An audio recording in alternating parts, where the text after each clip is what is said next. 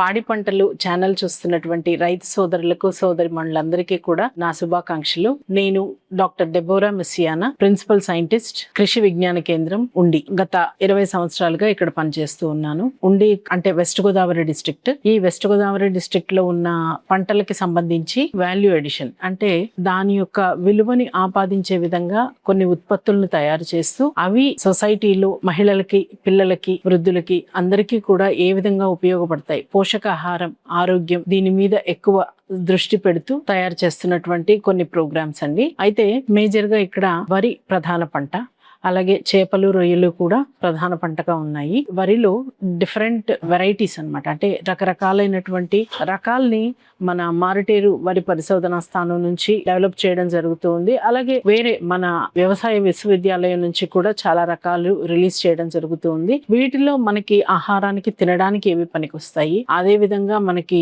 అనువుగా ఉండే రకాలు ఏంటి, దేనికి అంటే మరమరాలు తయారు చేయడానికి, పఫ్ రైస్ తయారు చేయడానికి, అలాగే అటుకులు, ఫ్లేక్డ్ రైస్ తయారు చేయడానికి, అలాగే రైస్ ఫ్లవర్స్ తయారు చేయడానికి, ఇలా డిఫరెంట్ వెరైటీస్ ఏది సూట్ అవుతుంది అనే విషయాన్ని రీసెర్చ్ పరంగా చేయడం కానివ్వండి. అలాగే మనకున్నటువంటి బ్లాక్ రైస్ కానీ, రెడ్ రైస్ కానీ, ఇటువంటి వెరైటీస్ కూడా మనం చేసుకుంటున్నటువంటి అన్ని పిండి వంటల్లోనూ రైస్ వాడుతుండే దాంట్లో ఈ రైస్ ని యూజ్ చేస్తూ ఏ విధంగా చేసుకోవచ్చు అనే దాన్ని, అలాగే ఇక్కడ వెస్ట్ గోదావరిలో పూతరేకులు అనేది చాలా ఫేమస్ స్వీట్. సో దాన్ని మనము ఈ రెడ్ రైస్ తో కానీ, బ్లాక్ రైస్ తో కానీ చేయడం ఎలాగా అనేది, ఇలా ఇటువంటివి అన్ని కూడా చేయడం జరుగుతుంది. అలాగే చిలకడ దుంప, దీన్ని మనం చాలా అపోహపడతాము.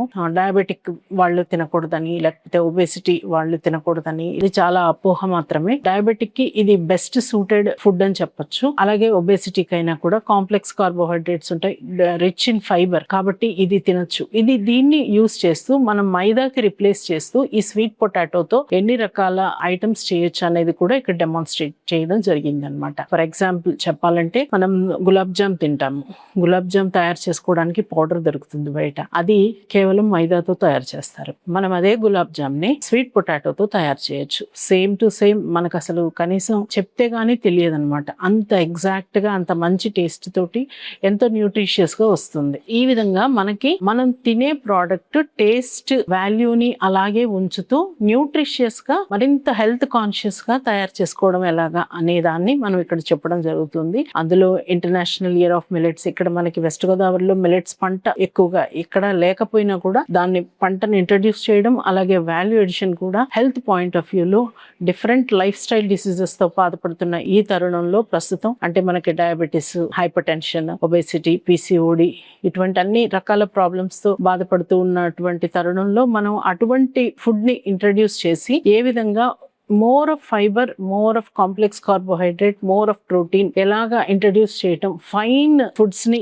అవాయిడ్ చేయడం, దాని గురించిన అవేర్నెస్ ఇవ్వడం, అలాగే schools loan health and nutrition education, అలాగే ICDS వాళ్ళతో కలిసి డిఫరెంట్ ప్రోగ్రామ్స్ ని కండక్ట్ చేయడం, అడల్ట్స్ అండ్ గర్ల్స్ కి, నర్సరీ పిల్లలకి, లాక్టేటింగ్ మదర్స్ కి, ప్రెగ్నెంట్ లేడీస్ కి, వీళ్ళందరికీ కూడా లేటెస్ట్ రీసెర్చ్ లో మనకి ఫుడ్ పరంగా ఏ వస్తున్నాయి, నేషనల్ ఇన్స్టిట్యూట్ ఆఫ్ న్యూట్రిషన్ నుంచి రీసెర్చ్, అలాగే ఆంగ్రూ ఆచార్య NG Ranga agriculture university, PJTSAU Telangana నుంచి, ఇలాగా యూనివర్సిటీస్ నుంచి వస్తున్న రీసెర్చ్ ని వాళ్ళకి చేరవేయడంలోను ట్రైనింగ్స్ ఇవ్వడం, స్కిల్ ఓరియంటెడ్ ట్రైనింగ్స్ ఇవ్వడము, ఈ విధంగా వాళ్ళ నాలెడ్జ్ ని కూడా అప్డేట్ చేస్తూ, టీచర్స్ యొక్క నాలెడ్జ్ ని కూడా, ఎక్స్టెన్షన్ వర్కర్స్ యొక్క నాలెడ్జ్ ని కూడా అప్డేట్ చేస్తూ ట్రైనింగ్ ప్రోగ్రామ్స్ అన్ని కండక్ట్ చేయడం జరుగుతుంది. అలాగే వెస్ట్ గోదావరి డిస్ట్రిక్ట్ లో ఫిష్ అండ్ ప్రాన్ అనేది ఇంకొక మేజర్ క్రాప్.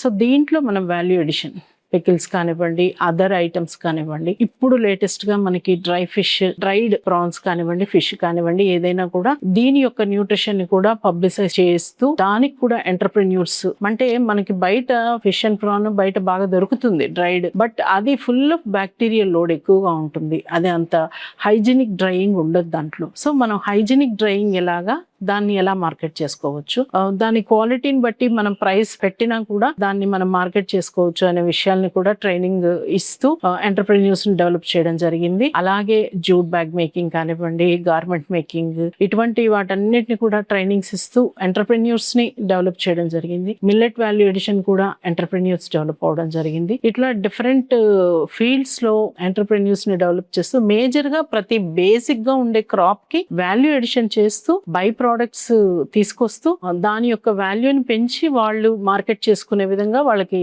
రైతులకి మహిళలకి హెల్ప్ చేస్తూ టెక్నికల్ సపోర్ట్ ఇస్తూ వాళ్ళు ఎంటర్ప్రెన్యూర్ గా ముందుకెళ్ళడానికి వాళ్ళకి ఫెసిలిటేట్ చేస్తూ మనం ట్రైనింగ్స్ ఇవ్వడము వాళ్ళకి బ్యాక్ సపోర్ట్ చేయడం జరుగుతుంది. ఇది క్లుప్తంగా కేవీకేలో హోమ్ సైన్స్ కి సంబంధించి కమ్యూనిటీ సైన్స్ కి సంబంధించి యాక్టివిటీస్.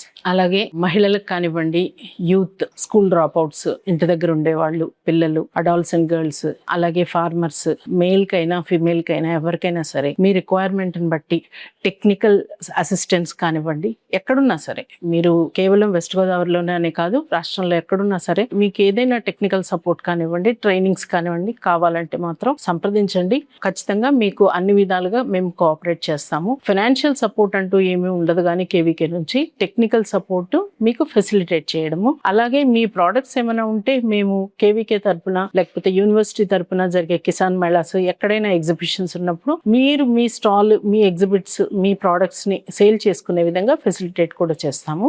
మీకు ఏది కావాలన్నా కూడా కృషి విజ్ఞాన కేంద్రంలో సంప్రదించవచ్చు. Thank you.